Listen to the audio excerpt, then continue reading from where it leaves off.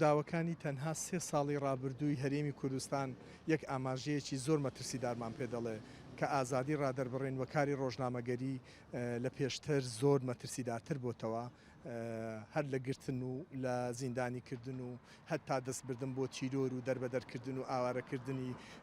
ڕۆژنامەنووسان لە شارەکانی خۆیان ئاماژەیەکی زۆر ترسناکە پێمان دەڵێ کە ئەم دەسەڵاتە دەیەوێت حکمی تاگڕەوی و دکتاتۆری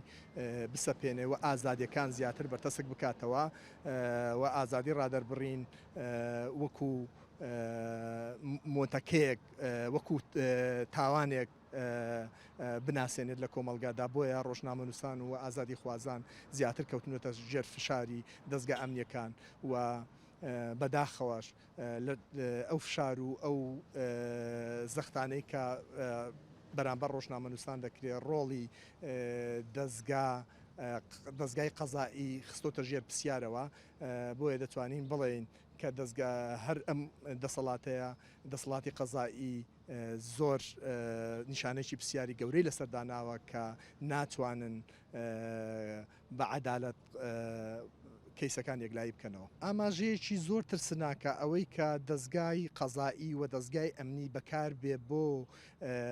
تۆڵەکردنەوە لە کەسانی ناڕازی. ئەوەی کە دەیبینین لە کەیسی تیرۆری شەهیدانی قەڵەم و کەیسی دەستگیرکردنی ڕۆژنامەنووسانی بادینان پێمان دەڵێ کە ئەم دەسەڵاتە دەسەڵاتی قەزایی و دەستگای ئەمنی بەکاردێنێ بۆ تۆڵەکردنەوە لە کەسانی ناڕازی بەم دەسەڵاتەیە بۆیە ئەمە زەنگێکی مەترسیدارە تەنها لە دەسەڵاتە دیکتاتۆرەکان جێگای دەبێتەوە. ڕەوشی کاری میدیا لە هەرێمی کوردستان بە دڵنیایی و ڕۆژ بە ڕۆژ ڕەوشی میدیا خراپ و بەرەو تەسکبوونەوە دەچێت لەبەرچی لەبەرەوەی کار بە یاسای ڕۆژنامەوانی ناکرێ و ڕۆژنامەڵەوەتی دەگیر دەکرێن دوای 4 ساعات دوای 48 ساعات تەنانەت زۆر زار دوای هەفتەیەک اینجا دەستگا ئەمنیەکان دەڵێن بەڵێ لەلای ئێمەیە و جگە لەوانە ڕۆژانە پێشکاری بەرامبەر دەستگاکانی ڕاگەیاند ڕۆژنامەنووسان و میدیاکاران دەکرێت یعنی میدیاکار بەس قەڵەمی ینی دەتوانێت بە شێوەیەکی ئااتیانە و ئازادیانە و بە شێوەیەکی دیموکراسیانە مامەڵە بکرێت تۆش دەتوانی بە شێوەیە دیموکراسیانە مامەڵەی لەگەڵ بکەیت پێویست بەو سەرکوتکردن و بەو شێوە دابلوسینە ناکە کە دەستگیری بکەیت و لە بیخێ زیندان و بەداخەوە یان پێمان دەڵێ کاری ڕۆژنامەوانی بەرتەسک کراوە تەنانەت تا ڕادەی ئەوەی کە هەموو شت بەدەست بەدڵی حزبەکانی دەسەڵات بێ بەدڵی دەستگا ئەمنیەکان بێ کە ئەمەش لە هیچ شوێنێکی دنیا کاری وانە میدیایەکی سربەخۆیە گەیاندنی داخوازی و